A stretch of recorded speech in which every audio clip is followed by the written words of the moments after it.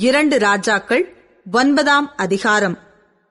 அப்பொழுது தீர்க்கதரிசியாகிய எலிசா தீர்க்கதரிசிகளின் புத்திரரில் ஒருவனை அழைத்து, நீ இடைக்கட்டிக் கொண்டு இந்த தைல குப்பியை உன் கையில் எடுத்துக்கொண்டு கீலேயாத்திலுள்ள ராமோத்திற்குப் போ.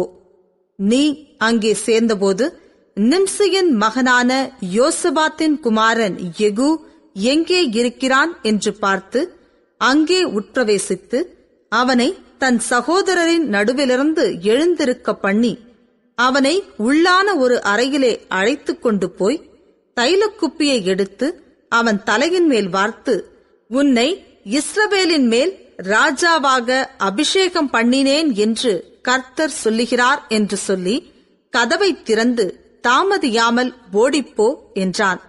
அப்படியே தீர்க்கதரிசியின் ஊழியக்காரனாகிய அந்த வாலிபன் கீலேயாத்திலுள்ள ராமோத்திற்கு போனான். அவன் உட்பிரவேசித்த போது சேனாபதிகள் அங்கே உட்கார்ந்திருந்தார்கள். அப்பொழுது அவன், சேனாபதியே, உமக்கு சொல்ல வேண்டிய ஒரு வார்த்தை உண்டு என்றான். அதற்கு யெகூ, எங்கள் எல்லாருக்குள்ளும் யாருக்கு என்று கேட்டதற்கு அவன், சேனாபதியாகிய உமக்குத்தான் என்றான். அவன் எழுந்து அறை வீட்டிற்குள் பிரவேசித்தான். அவன் அந்த தைலத்தை அவன் தலையின் மேல் வார்த்து அவனை நோக்கி, இஸ்ரவேலின் தேவனாகிய கர்த்தர் சொல்லுகிறது என்னவென்றால், உன்னை கர்த்தருடைய ஜனமாகிய இஸ்ரவேலின் மேல் ராஜாவாக அபிஷேகம் பண்ணினேன்.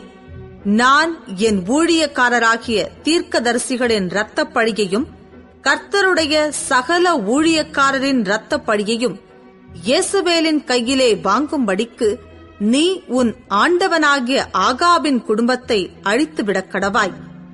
ஆகாபின் குடும்பமெல்லாம் அழியும்படிக்கு நான் ஆகாபுக்கு சுவரில் நீர்விடும் ஒரு நாய் முதலாய் இராதபடிக்கு இஸ்ரவேலிலே அவனுடையவர்களில் அடைப்பட்டவனையும் விடுபட்டவனையும் கருவறுத்து ஆகாபின் குடும்பத்தை நேபாத்தின் குமாரனாகிய யெரொபெயாமின் குடும்பத்துக்கும் அகியாவின் குமாரனாகிய பாஷாவின் குடும்பத்துக்கும் சரியாக்குவேன். யேசபேலை இஸ்ரவேலின் நிலத்திலே நாய்கள் தின்றுவிடும். அவளை அடக்கம் பண்ணுகிறவன் இல்லை என்கிறார் என்று சொல்லி கதவை திறந்து ஓடிப்போனான். யெகூ தன் ஆண்டவனுடைய ஊழியக்காரரிடத்துக்கு திரும்பி வந்தபோது அவர்கள் அவனை நோக்கி, சுக செய்தியா? அந்த பைத்தியக்காரன் உன்னிடத்தில் வந்தது என்ன என்று கேட்டார்கள். அதற்கு அவன், அந்த மனுஷனையும் அவன் சொன்ன காரியத்தையும் நீங்கள் அறிவீர்கள் என்றான். அதற்கு அவர்கள், அது பொய், அதை எங்களுக்குச் சொல்லும் என்றார்கள். அப்பொழுது அவன், நான் உன்னை இஸ்ரவேலின் மேல் ராஜாவாக அபிஷேகம் பண்ணினேன் என்று கர்த்தர் உரைக்கிறார் என்று இன்ன பிரகாரமாக என்னிடத்தில் சொன்னான் என்றான். அப்பொழுது அவர்கள் தீவிரமாய் அவரவர் தங்கள் வஸ்திரத்தை படிகளின் உயரத்தில் அவன் கீழே விரித்து எக்காளம் ஊதி, யெகூ ராஜாவானான் என்றார்கள். அப்படியே நிம்சியின் மகனாகிய யோசபாத்தின் குமாரன் யெகூ என்பவன் யோராமுக்கு விரோதமாய் கட்டுப்பாடு பண்ணினான். யோராமோ இஸ்ரவேலர் எல்லாரோடும் கூட கீலேயாத்திலுள்ள ராமோத்திலே சீரியாவின் ராஜாவாகிய ஆசகேல நிமித்தம் காவல் வைத்தான். ஆனாலும் சீரியாவின் ராஜாவாகிய ஆசகேலோடே பண்ணின யுத்தத்திலே சீரியர் தன்னை வெட்டின காயங்களை இஸ்ரவேலிலே ஆற்றிக் கொள்ளுகிறதற்கு ராஜாவாகிய யோராம் திரும்பி போயிருந்தான். யெகூ என்பவன், இது உங்களுக்கு சம்மதியாயிருந்தால் இஸ்ரவேலில் இதை அறிவிக்கிறதற்கு ஒருவரும் பட்டணத்திலிருந்து தப்பிப் போகும்படி விடாதிருங்கள் என்றான். அப்பொழுது யெகூ ரதத்தின் மேல் ஏறி இஸ்ரவேலுக்கு நேராகப் போனான். யோராம் அங்கே வியாதியாய் கிடந்தான். யோராமை பார்க்க யூதாவின் ராஜாவாகிய அகசியாவும் அங்கே வந்திருந்தான். இஸ்ரவேலில் கோபுரத்தின் மேல் நிற்கிற ஜாமக்காரன் யெகூவின் கூட்டம் வருகிறதைக் கண்டு, ஒரு கூட்டத்தை காண்கிறேன் என்றான். அப்பொழுது யோராம், நீ ஒரு குதிரை வீரனை கூப்பிட்டு அவர்களுக்கு எதிராக அனுப்பி சமாதானமா என்று கேட்கச் சொல் என்றான். அந்த குதிரை வீரன் அவனுக்கு எதிர்கொண்டு போய், சமாதானமா என்று ராஜா கேட்கச் சொன்னார் என்றான். அதற்கு யெகூ, சமாதானத்தை பற்றி உனக்கு என்ன? என் பிறகே திரும்பி வா என்றான். அப்பொழுது ஜாமக்காரன் அனுப்பப்பட்டவன் அவர்கள் இருக்கும் இடமட்டும் போன போதிலும் திரும்பி வரவில்லை என்றான். ஆகையால் வேறொரு குதிரை வீரனை அனுப்பினான். அவன் அவர்களிடத்தில் போய் சமாதானமா என்று ராஜா கேட்கச் சொன்னார் என்றான். அதற்கு யெகூ, சமாதானத்தை பற்றி உனக்கு என்ன, என் பிறகே திரும்பி வா என்றான். அப்பொழுது ஜாமக்காரன், அவன் அவர்கள் இருக்கும் இடமட்டும் போன போதிலும் திரும்பி வரவில்லை என்றும், ஓட்டுகிறது நிம்சியின் குமாரனாகிய யெகூ ஓட்டுகிறது போல இருக்கிறது, அதிவேகமாய் ஓட்டுகிறான் என்றும் சொன்னான். அப்பொழுது யோராம், ரதத்தை ஆயத்தப்படுத்து என்றான். அவனுடைய ரதத்தை ஆயத்தப்படுத்தின போது இஸ்ரவேலின் ராஜாவாகிய யோராமும் யூதாவின் ராஜாவாகிய அகசியாவும் அவனவன் தன் தன் ரதத்தில் ஏறி யெகூவுக்கு நேராக புறப்பட்டு யெஸ்ரயேலியனாகிய நாபோத்தின் நிலத்திலே அவனுக்கு எதிர்பட்டார்கள். யோராம் யெகூவை கண்டவுடனே, யெகூவே, சமாதானமா என்றான். அதற்கு யெகூ, உன் தாயாகிய யேசபேலின் வேசித்தனங்களும் அவளுடைய பில்லி சூனியங்களும் இத்தனை ஏராளமாயிருக்கையில் சமாதானம் ஏது என்றான்.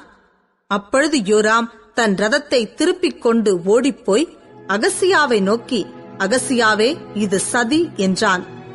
யெகூ தன் கையால் வில்லை நாணேற்றி அம்பு யோராமுடைய நெஞ்சில் உருவி புறப்படத்தக்கதாய் அவனை அவன் புயங்களின் நடுவே எய்தான். அதனால் அவன் தன் ரதத்திலே சுருண்டு விழுந்தான். அப்பொழுது யெகூ தன் சேனாபதியாகிய பித்காரை நோக்கி, அவனை எடுத்து யெஸ்ரயேலியனாகிய நாபோத்தின் வயல் நிலத்தில் எறிந்து போடு. நானும் நீயும் ஒரு சோடாய் அவன் தகப்பனாகிய ஆகாபின் பிறகே குதிரை ஏறி வருகிறபோது கர்த்தர் இந்த ஆக்கினையை அவன் மேல் சுமத்தினார் என்பதை நினைத்துக்கொள்.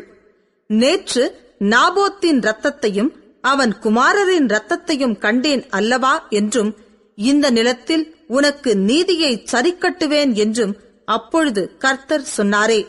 இப்போதும் அவனை எடுத்து கர்த்தருடைய வார்த்தையின்படியே இந்த நிலத்தில் எறிந்து போடு என்றான். இதை யூதாவின் ராஜாவாகிய அகசியா கண்டு தோட்டத்தின் வீட்டு வழியாய் ஓடிப்போனான். யெகூ அவனை பின்தொடர்ந்து, அவனையும் ரதத்திலே வெட்டி போடுங்கள் என்றான். அவர்கள் இப்லேயாம் கிட்ட இருக்கிற கூர்மலையின் மேல் ஏறுகிற வழியிலே அப்படிச் செய்தார்கள். அவன் மெகிதோவுக்கு ஓடிப்போய் அங்கே செத்துப்போனான்.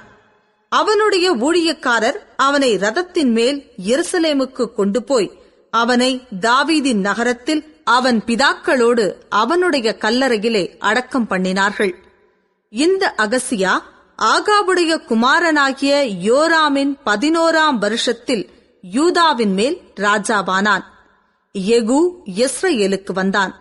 அதை யேசபேல் கேட்டபோது தன் கண்களுக்கு மையிட்டு தன் தலையை சிங்காரித்துக் கொண்டு ஜன்னல் வழியாய் எட்டி பார்த்து, யெகூ ஒலிமுக வாசலில் வந்தபோது அவள் தன் ஆண்டவனைக் கொன்ற சிம்ரி சேமம் அடைந்தானா என்றாள். அப்பொழுது அவன் தன் முகத்தை அந்த ஜன்னலுக்கு நேராக ஏறெடுத்து, என் பட்சத்தில் இருக்கிறது யார் யார் என்று கேட்டதற்கு 2-3 பிரதானிகள் அவனை எட்டி பார்த்தார்கள். அப்பொழுது அவன், அவளை கீழே தள்ளுங்கள் என்றான். அப்படியே அவளை கீழே தள்ளினதினால் அவளுடைய இரத்தம் சுவரிலும் குதிரைகளிலும் தெரித்தது. அவன் அவளை மிதித்துக் கொண்டு உள்ளே போய் புசித்து குடித்த பின்பு, நீங்கள் போய் சபிக்கப்பட்ட அந்த ஸ்திரீயை பார்த்து அவளை அடக்கம் பண்ணுங்கள், அவள் ஒரு ராஜகுமாரத்தி என்றான். அவர்கள் அவளை அடக்கம் பண்ண போகிறபோது அவளுடைய தலையோட்டையும் கால்களையும் உள்ளங்கைகளையுமே அல்லாமல் வேறொன்றையும் காணவில்லை. ஆகையால் அவர்கள் திரும்ப வந்து அவனுக்கு அறிவித்தார்கள். அப்பொழுது அவன், இது கர்த்தர் திஸ்பியனாகிய எலியா என்னும் தம்முடைய ஊழியக்காரனைக் கொண்டு சொன்ன வார்த்தை. யெஸ்ரயேலின் நிலத்திலே நாய்கள் யேசபேலின் மாம்சத்தை தின்னும் என்றும், இன்னது யேசபேல் என்று சொல்லக்கூடாதபடிக்கு யேசபேலின் பிரேதம் யெஸ்ரயேலின் நிலத்திலே வயல்வெளியின் மேல் போடும் எருவை போல் ஆகும் என்றும் சொன்னாரே என்றான்.